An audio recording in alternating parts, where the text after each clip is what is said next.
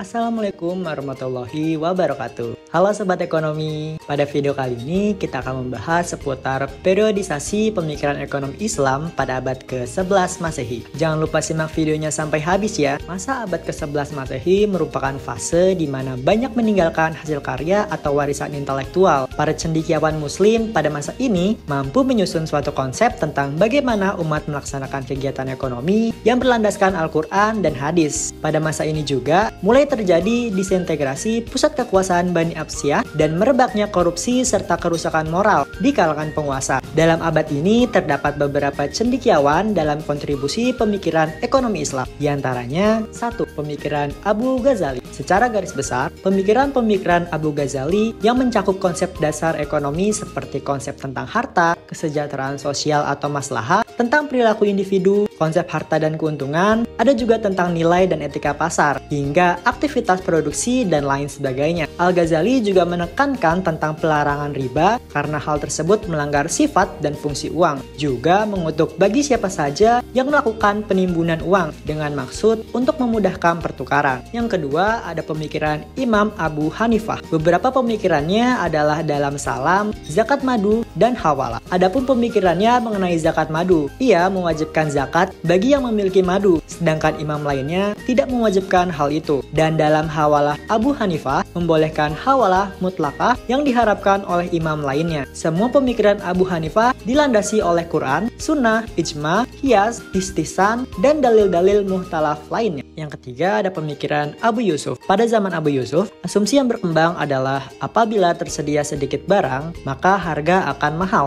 dan jika tersedia banyak, maka harga akan murah. Menurutnya, tidak selamanya persediaan barang sedikit menyebabkan harga mahal. Demikian pula persediaan barang banyak mengakibatkan harga akan murah, karena pada kenyataannya, harga tidak bergantung pada permintaan saja, tetapi juga bergantung pada kekuatan penawaran. Abu Yusuf juga mengatur sistem perpajakan, terus membangun sistem ekonomi yang transparan dan otonom serta tanggung jawab penguasa, dan pertanian yang dituangkan dalam kitab Al-Haraj. Nah, yang keempat ada pemikiran Al-Farabi. Dalam karyanya, Al-Farabi memperlihatkan dirinya sebagai muslim yang tangguh memegang agama, meneruskan Plato dalam bidang etika dan politik, penerus Aristoteles dalam bidang logika dan filsafat. Intinya, dia memaparkan tulisan dan pandangan mengenai klasifikasi dan karakteristik negara tertentu dengan konsep keadilan. Dan yang terakhir ada pemikiran Ahmad bin Hanbal. Ahmad bin Hanbal mengartikan jual beli adalah saling tukar-menukar harta dengan harta dalam bentuk pemindahan milik dan pemilikan. Jadi, Hambali berkontribusi dalam pemikiran ekonomi Islam mengenai khiyar dan sistem bunga. Nah,